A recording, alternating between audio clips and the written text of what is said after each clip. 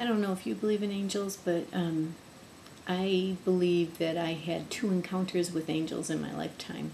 And I'm not talking about the type of angels that wear robes and wings, but they were encounters, very brief encounters, with beings whose names I don't even remember, and they moved me forward.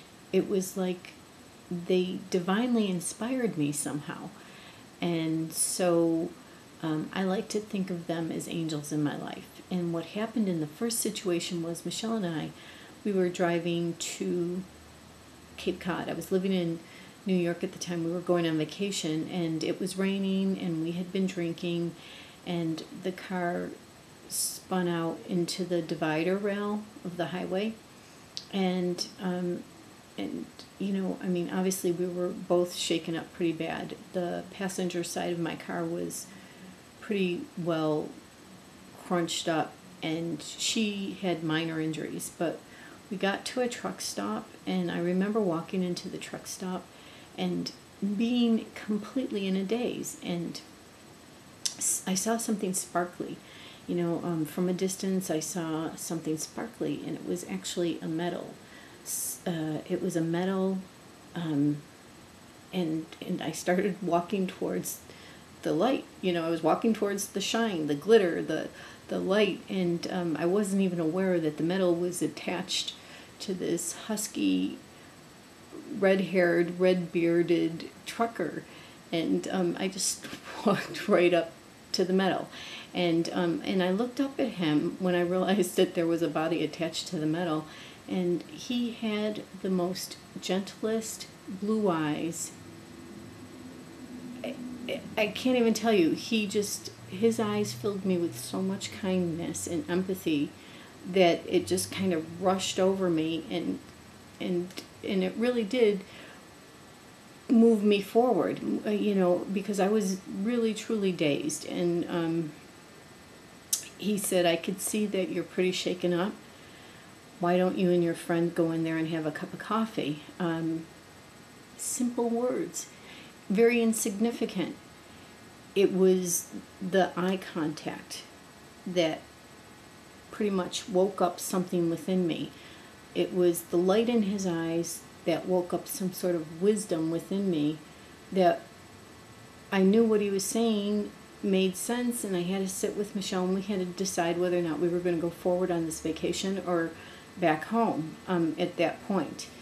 The other time, I was working in a bar in Huntington Beach, and you know, my life had spiraled about as downward as it was going to go.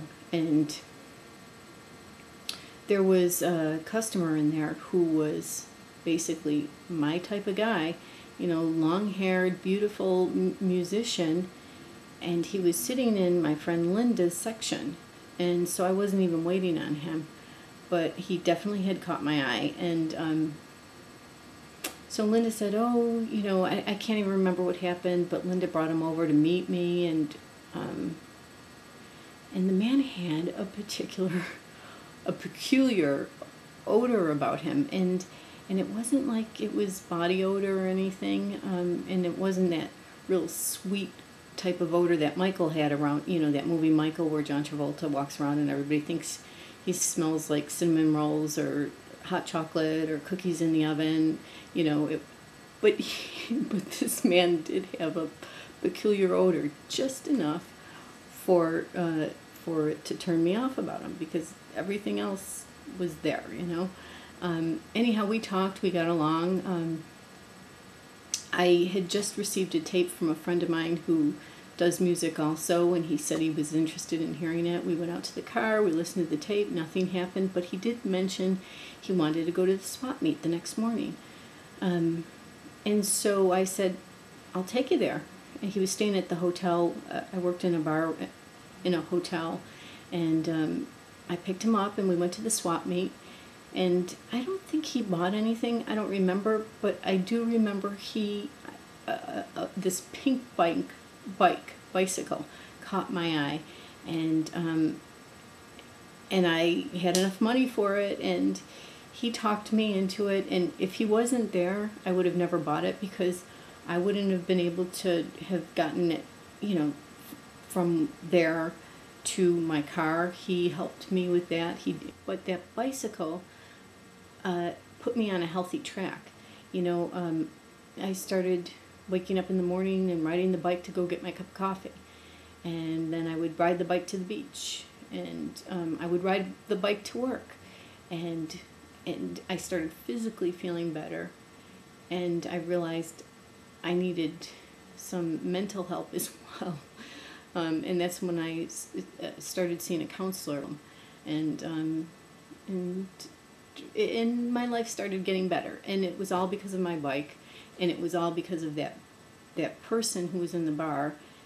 And even though both of those meetings are seeming so insignificant to you right now, they created such a memory, and I am so sure, and they motivated me in such a direction that I really couldn't have expected to go. I do know that no matter what I'm going through, and right now I feel like, life or the universe or whatever is throwing me up against the wall, and testing me big time. But I know if I remain open, there's a direction that I'm just not seeing. There's a point of view that I'm just not observing.